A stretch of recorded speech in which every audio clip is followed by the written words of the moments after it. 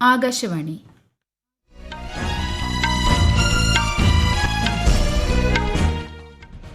നമസ്കാരം. വാർത്തകൾ വായിക്കുന്നത് അശ്വതി.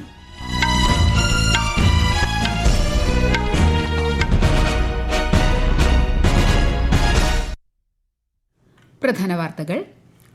വേൾഡ് ഫുഡ് ഇന്ത്യ 2025 നാളെ തുടക്കമാകും.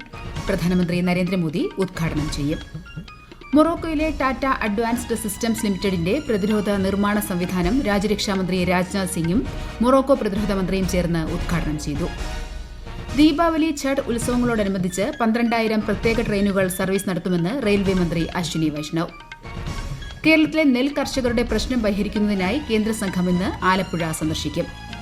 റഗാസ ചുഴലിക്കാറ്റിന്റെ പശ്ചാത്തലത്തിൽ 3,70,000-ലധികം ആളുകളെ ഒഴിപ്പിച്ച് ചൈന. ഏഷ്യാകപ്പ് ക്രിക്കറ്റിൽ ഇന്ന് ഇന്ത്യ ബംഗ്ലാദേശ് പോരാട്ടം. വാർത്തകൾ വിശദമായി. മൊറോക്കോയിലെ ടാറ്റ അഡ്വാൻസ്ഡ് സിസ്റ്റംസ് ലിമിറ്റഡിന്റെ പ്രതിരോധ നിർമ്മാണ സംവിധാനം രാജ്യരക്ഷാമന്ത്രി രാജ്നാഥ് സിംഗും മൊറോക്കോ പ്രതിരോധ മന്ത്രി അബ്ദുൽ ലത്തീഫ് ലസിയയും ചേർന്ന് ഉദ്ഘാടനം ചെയ്തു.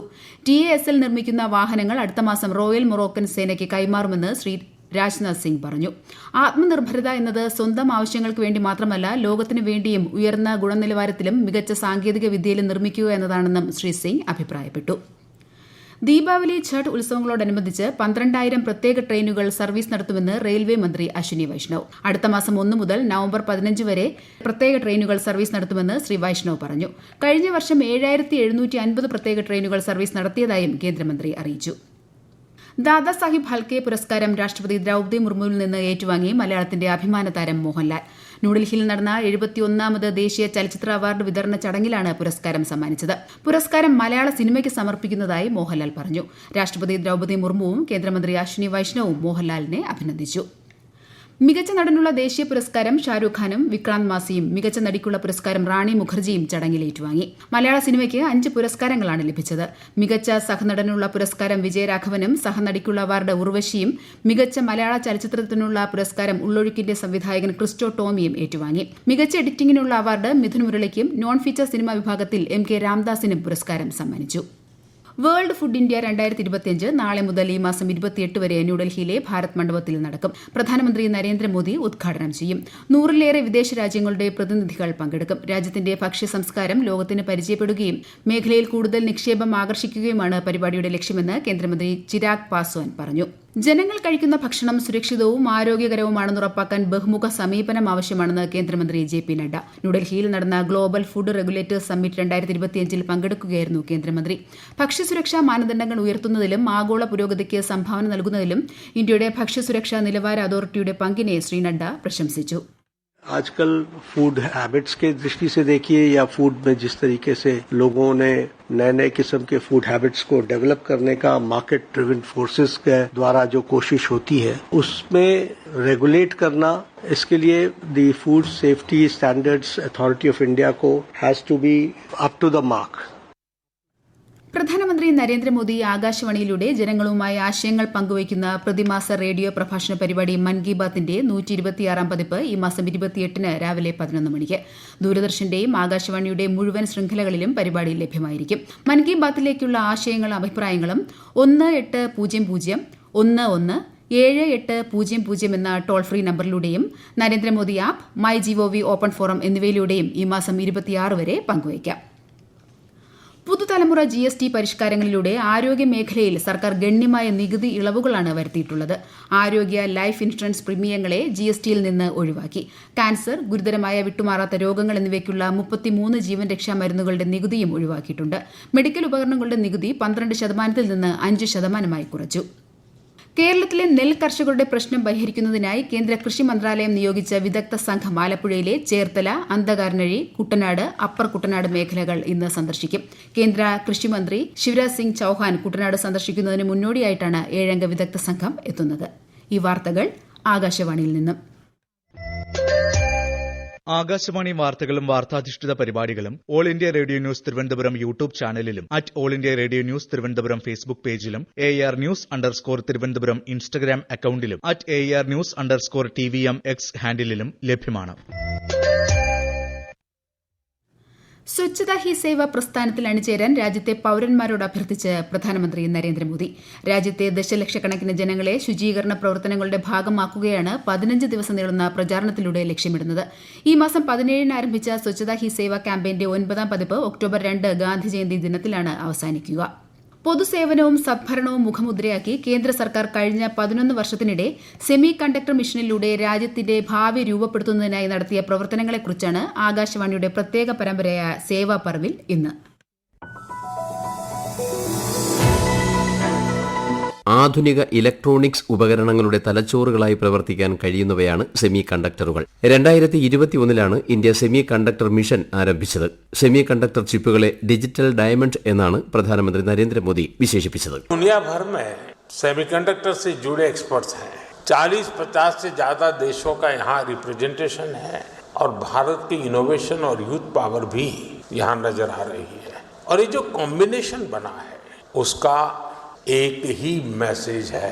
The world trusts India, believes in India. The world is ready to build the semiconductor future with India. Semi conductor display നിർമ്മാണത്തിന് 50% വരെ പിന്തുണ വാഗ്ദാനം ചെയ്തുകൊണ്ട് സെമി കണ്ടക്ടർ മിഷൻ 76,000 കോടി രൂപയുടെ സെമികോൺ ഇന്ത്യ പദ്ധതിയെ മുന്നോട്ട് നയിക്കുന്നു. സ്വസ്ഥ് നാരി സശക്ത് പരിവാർ അഭിയാനുമായി ബന്ധപ്പെട്ട് ഇന്ന് തിരുവനന്തപുരം വെള്ളനാട്ട് ആരോഗ്യ ക്യാമ്പ് സംഘടിപ്പിക്കും. പരിപാടിയുടെ ഭാഗമായി സ്ത്രീകൾക്കും കൌമാരക്കാർക്കും ആരോഗ്യ സംരക്ഷണ അവബോധവും ആരോഗ്യ പരിശോധനകളും നടത്തും. കൊൽക്കത്തയിൽ കനത്ത മഴ തുടരുന്നു. നഗരത്തിന്റെ പല ഭാഗങ്ങളിലും വെള്ളക്കെട്ട് രൂക്ഷമാണ്. ശക്തമായ മഴയിൽ വൈദ്യുതാഘാതമേറ്റ് 9 പേർ മരിച്ചു. റോഡ്, റെയിൽ, മെട്രോ സർവീസുകൾ തടസ്സപ്പെട്ടു. നിരവധി എക്സ്പ്രസ് മെയിൽ ട്രെയിനുകൾ റദ്ദാക്കി. മലയോര മേഖലകളിൽ ഒഴികെയുള്ള സ്കൂളുകൾക്ക് ഇന്ന് അവധി പ്രഖ്യാപിച്ചു. മഹാരാഷ്ട്രയിലും കനത്ത മഴ തുടരുന്നു. ബീഡ്, സോലാപൂർ, അഹല്യ നഗർ ഉൾപ്പെടെയുള്ള ഇടങ്ങളിൽ ദേശീയ ദുരന്ത പ്രതികരണ സേനയെ വിന്യസിച്ചു. ഈ വർഷത്തെ ഏറ്റവും ശക്തമായ ചുഴലിക്കാറ്റായ റഗാസ ചൈനയുടെ തെക്കൻ തീരത്തേക്ക് അടുക്കുന്ന പശ്ചാത്തലത്തിൽ 3,70,000-ലധികം ആളുകളെ ഒഴിപ്പിച്ചു. 10 നഗരങ്ങളിലെ സ്കൂളുകളും വ്യവസായ സ്ഥാപനങ്ങളും അടച്ചിടാൻ ഉത്തരവിട്ടു. ഹോങ്കോങ് എയർലൈൻസ് എല്ലാ സർവീസുകളും നിർത്തിവച്ചു. മേഖലയിൽ അടിയന്തര ജാഗ്രതാ നിർദ്ദേശവും നൽകിയിട്ടുണ്ട്. ഏഷ്യാകപ്പ് ക്രിക്കറ്റിൽ ശ്രീലങ്കയ്ക്കെതിരെ പാകിസ്ഥാന് 5 വിക്കറ്റ് ജയം. ഇന്നലെ നടന്ന മത്സരത്തിൽ ശ്രീലങ്ക മുന്നോട്ടുവച്ച 134 റൺസ് വിജയലക്ഷ്യം പിന്തുടർന്ന പാകിസ്ഥാൻ 18 ഓവറിൽ ലക്ഷ്യം നേടി. ഇന്ന് ദുബായിൽ നടക്കുന്ന മത്സരത്തിൽ ഇന്ത്യ ബംഗ്ലാദേശിനെ നേരിടും. രാത്രി 8 മണിക്കാണ് മത്സരം. അന്താരാഷ്ട്ര കായിക ഇനങ്ങളുടെ കേന്ദ്രമായി ഇന്ത്യ മാറിയതായി കേന്ദ്ര യുവജന കായിക മന്ത്രി മൻസുഖ് മാണ്ഡവ്യ. ന്യൂഡൽഹിയിൽ നടക്കാനിരിക്കുന്ന ലോക പാരാ അത്ലറ്റിക്സ് ചാമ്പ്യൻഷിപ്പിന്റെ മുന്നൊരുക്കങ്ങൾ വിലയിരുത്തുകയായിരുന്നു അദ്ദേഹം. ടൂർണമെന്റ് നാളെ ആരംഭിക്കും. വിഖ്യാത അമ്പയർ ഹരോൾഡ് ഡിക്കി ബേർഡ് ഇംഗ്ലണ്ടിൽ അന്തരിച്ചു. 92 വയസ്സായിരുന്നു. യോർക്ക്ഷയർ ക്രിക്കറ്റ് ക്ലബ്ബാണ് മരണവിവരം സ്ഥിരീകരിച്ചത്. 66 ടെസ്റ്റിലും 76 ഏകദിനത്തിലും 7 വനിതാ ഏകദിനത്തിലും അമ്പയറായിരുന്നു. 93 ഫസ്റ്റ് ക്ലാസ് മത്സരങ്ങളിൽ കളിച്ചിട്ടുണ്ട്. ആഗോള സംഘർഷങ്ങളിൽ നടപടിയെടുക്കുന്നതിൽ UN പൊതുസഭയുടെ പ്രവർത്തനങ്ങളെ വിമർശിച്ച US പ്രസിഡന്റ് ഡൊണാൾഡ് ട്രംപ്. ഗാസയിലെ വെടിനിർത്തൽ ശ്രമങ്ങളിൽ താൻ സജീവമായി പങ്കെടുത്തിട്ടുണ്ടെന്നും ട്രംപ് പറഞ്ഞു. ഹമാസ് ബന്ദികളെ നിരുപാധികം മോചിപ്പിക്കണമെന്നും അദ്ദേഹം ആവശ്യപ്പെട്ടു. ചില രാജ്യങ്ങൾ പലസ്തീനിനെ അംഗീകരിച്ചതിനെ അമേരിക്കൻ പ്രസിഡന്റ് അപലപിച്ചു. നാറ്റോ രാജ്യങ്ങൾ റഷ്യയിൽ നിന്ന് ഊർജ്ജം വാങ്ങുന്നതിലൂടെ റഷ്യയ്ക്ക് ധനസഹായം ലഭിക്കുന്നുണ്ടെന്നും ട്രംപ് ആരോപിച്ചു. അതേസമയം നാറ്റോയുടെയും അമേരിക്കയുടെയും സൈനിക പിന്തുണയോടെ റഷ്യയിൽ നിന്ന് തങ്ങളുടെ മുഴുവൻ പ്രദേശങ്ങളും തിരിച്ചുപിടിക്കാൻ യുക്രൈന് സാധിക്കുമെന്ന് യുക്രൈൻ പ്രസിഡന്റ് വോളോഡിമർ സെലൻസ്കിയുമായുള്ള ഉഭയകക്ഷി കൂടിക്കാഴ്ചയ്ക്ക് ശേഷം ട്രംപ് പറഞ്ഞു. ജൻസി പ്രതിഷേധത്തിനിടെയുണ്ടായ കലാപങ്ങളെക്കുറിച്ച് അന്വേഷിക്കാൻ ഉന്നതതല കമ്മീഷൻ രൂപീകരിച്ച് നേപ്പാളിലെ ഇടക്കാല സർക്കാർ. പ്രത്യേക കോടതിയുടെ മുൻ അധ്യക്ഷ ഗൌരി ബഹാദൂർ കർക്കിയാണ് അന്വേഷണ കമ്മീഷനെ നയിക്കുന്നത്. നവരാത്രിയുടെ 3ാം ദിവസമായ ഇന്ന് ഭക്തർ ദേവി ചന്ദ്രഘണ്ഠയെ ആദരിക്കുന്നു. എല്ലാവർക്കും സന്തോഷവും സമാധാനവും ഉണ്ടാകട്ടെയെന്ന് പ്രധാനമന്ത്രി നരേന്ദ്രമോദി ആശംസിച്ചു. ഉത്തർപ്രദേശിലും ഗുജറാത്തിലും പ്രധാന പയർവർഗ്ഗങ്ങളുടെയും എണ്ണക്കുരുക്കളുടെയും സംഭരണത്തിന് കേന്ദ്ര കൃഷിമന്ത്രി ശിവരാജ് സിംഗ് ചൌഹാൻ അംഗീകാരം നൽകി. ഇന്നലെ നടന്ന ഉന്നതതല യോഗത്തിൽ കേന്ദ്രമന്ത്രി വെർച്വലായി അധ്യക്ഷത വഹിച്ചു.